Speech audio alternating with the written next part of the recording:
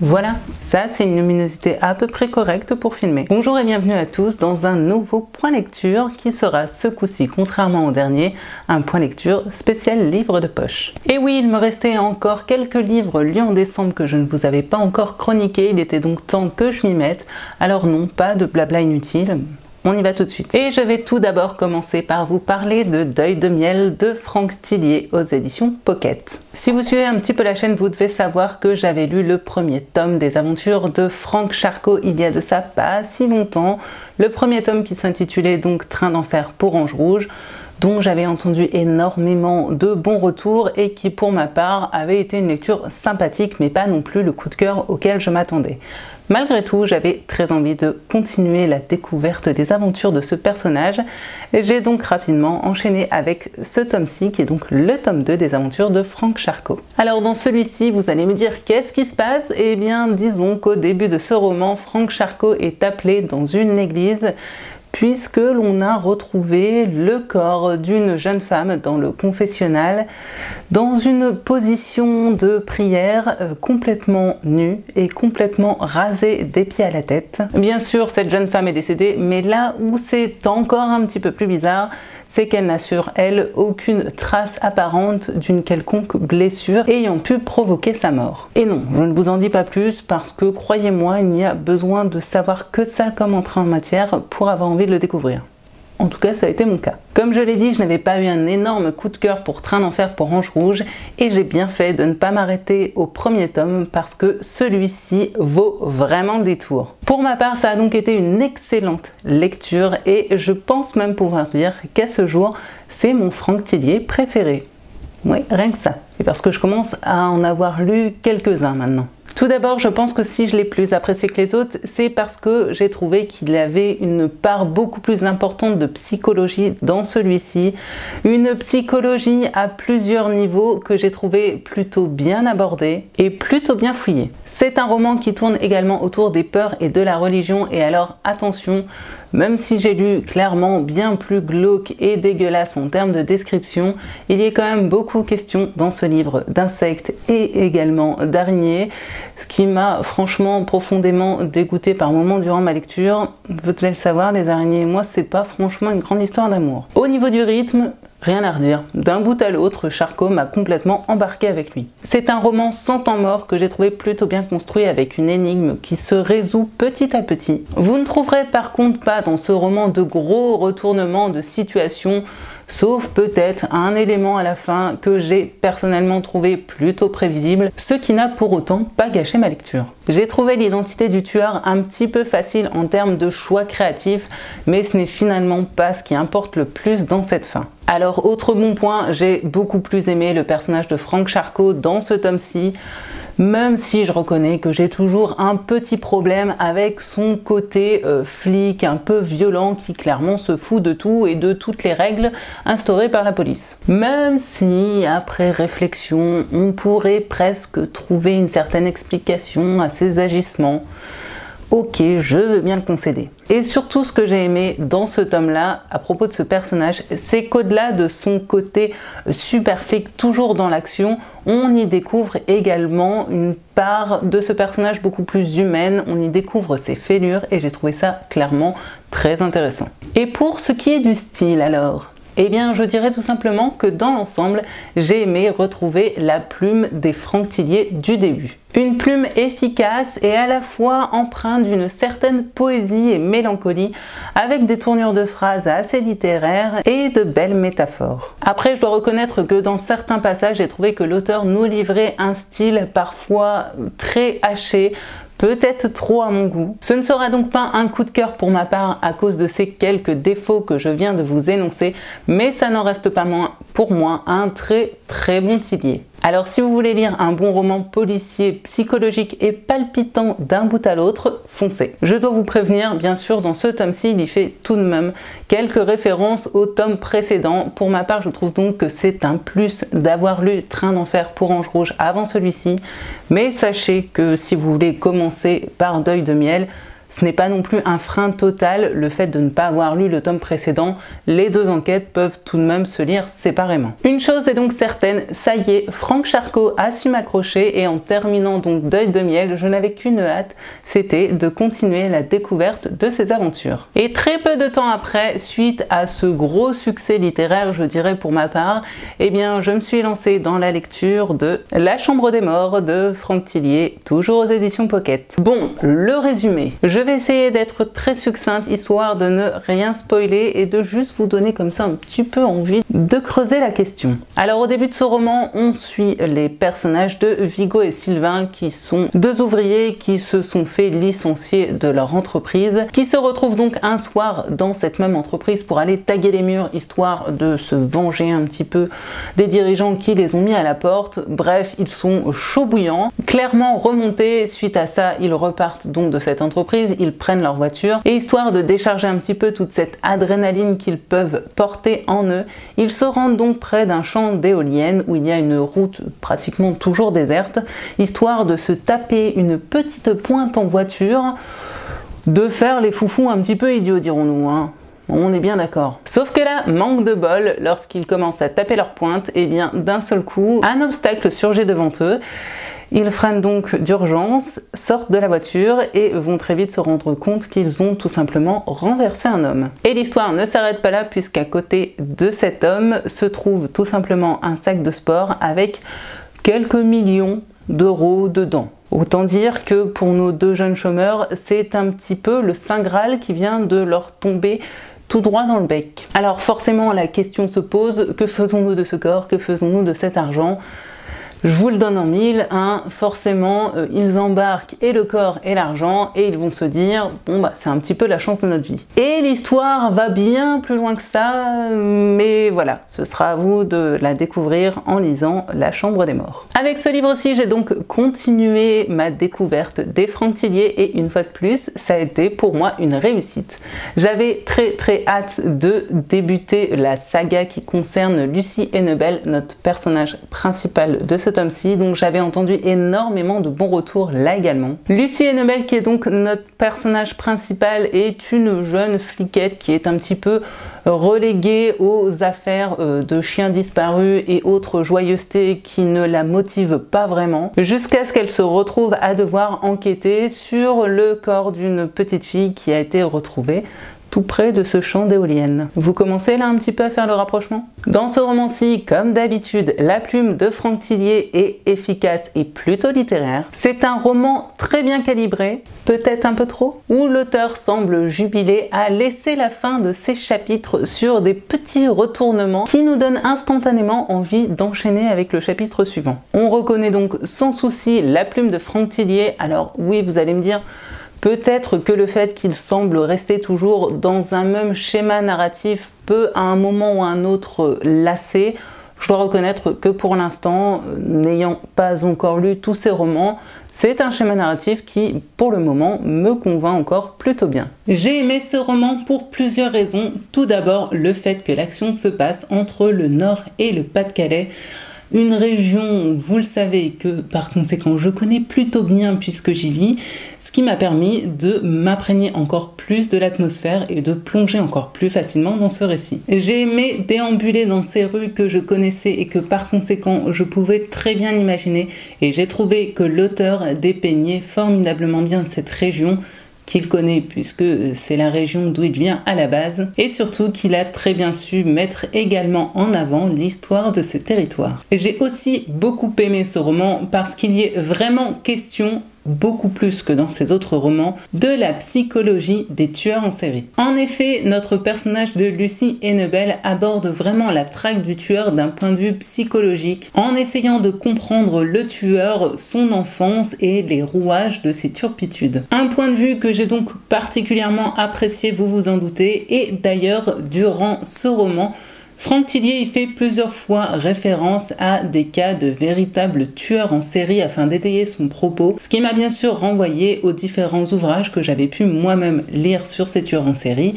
et ce qui a confirmé le fait que forcément j'étais super bien dans cette ambiance. J'ai beaucoup aimé le personnage de Lucie et surtout son évolution tout au long du roman. Son évolution professionnelle bien sûr, mais également son évolution personnelle, sa prise de confiance telle une chrysalide qui devient papillon. Je me sens poète aujourd'hui. Je dois avouer que par de nombreux aspects, je me suis beaucoup retrouvée dans ce personnage, ce qui explique, je pense, mon attachement tout particulier à elle. Et dans ce récit, Franck Thillier distille pas mal comme ça de petits passages très introspectifs qui mettent en avant justement les pensées de Lucie Hennebel, ce qui permet encore plus facilement de se glisser dans sa peau. Après, petit bémol, personnellement, j'ai trouvé la fin un petit peu précipitée, voire bâclé, voire un petit peu facile. Si vous voulez, c'est un très bon livre, mais il faut pas forcément retenir la fin. J'aurais aimé quelque chose de plus fouillé, surtout qu'en abordant cette thématique d'un point de vue très psychologique comme ici, il y avait pour moi vraiment matière à pousser les choses beaucoup plus loin. Après, comme souvent avec Franck Thillier, c'est un récit plutôt sombre avec des détails parfois un peu glaçants, voire dégueux. Donc comme d'habitude, attention aux âmes un petit peu sensibles. En bref, pour moi, c'est un très bon roman policier porté par un chouette personnage principal féminin. Et j'ai donc hâte de pouvoir découvrir la suite des aventures de Lucie Hennebel parce que je sens quand même qu'elle a encore pas mal de choses à donner, que ce personnage peut encore énormément évoluer et que clairement elle en a encore pas mal sous la semelle, la petite. Pour le roman suivant, je vais déclencher tout de suite l'alerte auteur chouchou. Et oui, parce que je vais vous parler bien sûr de Le Rocker en pantoufles de Nadine Monfils, toujours aux éditions Pocket. Est-ce que je vous fais un résumé? Non, parce qu'avec Nadine Monfils, on peut clairement débuter un récit avec une mamie qui va un thé dansant et finir avec des licornes en train de bouffer un cadavre. Donc bon, si vous voulez, le point de départ, en général, est quand même très loin du point d'arrivée et par conséquent, le résumé n'a pas toujours grand intérêt. Bon allez, pour vous donner quand même une petite idée de départ, dans ce tome, Elvis Cadillac est donc convié à quitter sa Belgique natale pour se rendre en Normandie afin de chanter durant l'enterrement d'un cher monsieur qui voulait tout simplement être mis en terre au son des musiques d'Elvis Presley. Chacun ses goûts, j'ai envie de dire. Il arrive donc la veille de l'enterrement en question, il prend un mec en stop. Jusque là, rien de très surprenant, sauf que le lendemain, lorsqu'il se rend à l'enterrement, eh bien, il se rend compte que le cadavre qu'il a devant lui eh bien, ressemble quand même très fort au monsieur qu'il a pris en stop la veille. Et comme je l'ai dit, ne vous fiez pas du tout à ce résumé, parce que, comme d'habitude avec cet auteur, eh bien, l'histoire part complètement en vrille et on va bien plus loin que ça. Vous vous en doutez, l'imaginaire et la plume de Nadine Monfils m'ont une fois de plus ravi. Et que voulez-vous, je suis accro et j'assume complètement. Comme d'habitude avec cet auteur, j'ai trouvé encore une fois de plus ici que sa plume, sous couvert parfois d'argot et de blagues qui peuvent sembler un peu potaches, est finalement pleine de justesse, pleine de poésie et pleine de finesse. Dans ce roman-ci, en plus de faire la part belle à la Normandie et plus précisément à la région de Dives-sur-Mer, eh bien Nadine Monfils nous livre également moult références sur le monde de l'art, que ce soit de la littérature, du cinéma, de la sculpture et j'en passe. Bref, d'un côté, elle a attisé ma curiosité par rapport à ces œuvres qu'elle a citées et que je ne connaissais pas, puisqu'elle m'a donné envie eh bien, d'aller découvrir un petit peu ce dont il était question. Et d'un autre côté, elle m'a aussi donné envie d'aller me balader dans la région de Dives-sur-Mer et de découvrir un petit peu la richesse de ces petits villages de Normandie. J'ai donc trouvé que ce roman était quelque part une très jolie ode à l'art en général. Et plus je lis ces aventures et plus je m'attache vraiment au personnage d'Elvis Cadillac qui, au premier abord comme ça, peut sembler un petit peu allumé et ringard, mais qui en fait est un personnage clairement féru de littérature avec une bonne culture, ouvert et très sensible à l'art en général. Un personnage donc attachant et bien plus complexe qu'il n'y paraît au premier abord. Je ne m'étalerai donc pas sur ce roman, en bref, je dirais juste qu'une fois de plus, Nadine Monfils nous sert un savant mélange de drôlerie et de poésie où finalement l'enquête et le crime ne seraient presque que des prétextes pour mettre en avant des personnages finement ciselés et très intéressants. Vous l'aurez compris, j'aime donc toujours autant sa plume, dont je doute franchement me lasser un jour, et c'est donc avec beaucoup de bonheur que je découvrirai la suite des aventures du King from Charleroi. Et je terminerai ce point lecture avec un livre dans un genre totalement différent, puisque j'ai également lu Je suis une fille de l'hiver de Laurie Halse Anderson aux éditions J'ai lu. Bon, alors concernant le résumé de ce roman, ça va être très rapide. Tout ce que je vais pouvoir vous en dire, c'est que l'on suit le personnage de Lia, qui est une adolescente qui est malheureusement touchée par l'anorexie, et dès le début de ce roman, on le sait, son ancienne amie, parce que ça fait un moment qu'elle ne se parlait plus, son ancienne amie Cassie est malheureusement décédée seule dans un motel. Cassie qui, elle également, avait des troubles du comportement alimentaire. Bon, alors si je dois résumer grossièrement mon avis, je dirais que pour ma part ça a été une bonne découverte qui m'a tout de même laissé quelques réserves. C'est un récit hyper introspectif puisque l'on plonge complètement dans les pensées de notre personnage qui est donc Lia, des pensées assez sombres et parfois même plutôt décousues. De ce point de vue-là, j'ai donc trouvé que ce récit était plutôt réussi parce que l'on se glisse très facilement dans la peau de notre héroïne et que l'on ressent très vite toutes ses peurs, tous ses doutes, ses angoisses et sa descente aux enfers, même si mon esprit rationnel avait parfois envie de rentrer dans le livre et de la secouer un bon coup. On se retrouve donc avec une écriture qui est par moments un petit peu hachée et décousue, mais qui correspond finalement tout à fait aux pensées de Lia. Après, j'ai trouvé certaines tournures de phrases un petit peu hasardeuses, mais étant donné qu'il s'agit d'une traduction, je ne peux clairement pas en tenir rigueur à l'auteur. Concernant le récit en lui-même, même si le sujet est intéressant et plutôt bien traité, j'ai trouvé que par moments il tournait un petit peu en rond et qu'il avait tout de même quelques longueurs. Alors après oui, on peut dire que ça correspond finalement plutôt bien à la vie de Lia qui s'enferme dans cette espèce de cercle vicieux et qui par conséquent elle-même tourne un petit peu en rond. On retrouve également dans ce récit énormément de métaphores et de passages parfois un petit peu oniriques, et je pense qu'à certains moments ça m'a peut-être gênée parce que j'avais peut-être besoin d'un petit peu plus de réalisme, histoire de me confronter un peu plus à la réalité qui est la sienne. De plus, j'ai beaucoup aimé le personnage de Emma qui est la petite sœur de Lia, mais je dois reconnaître que concernant Lia, eh bien ce personnage m'a laissé un petit peu dubitative. Alors j'arrivais à comprendre ce personnage, mais je n'arrivais pas à avoir réellement de l'empathie pour elle. Très certainement parce que je l'ai trouvée très passive et sans reflet. Après, pour un personnage qui veut un petit peu disparaître aux yeux des autres, vous allez me dire c'est plutôt cohérent. C'est juste que je crois que ça ne correspond tout simplement pas au type de personnage auquel personnellement je m'attache. En résumé, j'ai donc trouvé que c'était un très bon roman qui traitait donc des troubles du comportement alimentaire, de l'automutilation ou encore de la dépression, mais qui ne m'a tout simplement pas procuré autant d'émotions que je l'aurais imaginé et que surtout j'ai trouvé par moments un petit peu stagnant. En tout cas, si le sujet vous intéresse, je ne peux que vous dire allez-y, foncez, parce que j'ai trouvé personnellement que ce récit traitait avec quand même pas mal de réalisme de ce sujet et surtout du ressenti finalement du malade. Ce fut donc dans l'ensemble pour moi une bonne lecture, mais qui n'a malheureusement pas su m'emballer autant que je l'aurais aimé. Il manquait un petit peu de je ne sais quoi en plus qui aurait fait que vraiment ça aurait été une lecture waouh, poignant et tout ce que vous voulez. Mais ça n'en reste pas moins un très bon roman. Bon, alors j'ai commencé cette vidéo avec de la luminosité et voilà que je la termine avec l'impression de vivre dans une grotte. Je pense donc que c'est le moment de clôturer ce point lecture. J'espère donc que mes avis vous auront été utiles et que peut-être je vous aurai donné envie de découvrir certains des titres dont je vous ai parlé aujourd'hui. On n'oublie pas le refrain habituel si vous voulez aider la chaîne et me dire que vous avez potentiellement aimé ce point lecture, et bien mettez-moi des petits pouces levés et pourquoi pas abonnez-vous à la chaîne si ce n'est pas déjà fait, et surtout comme d'habitude, bien sûr les commentaires sont ouverts si vous voulez un petit peu papoter de livres ou autres avec moi.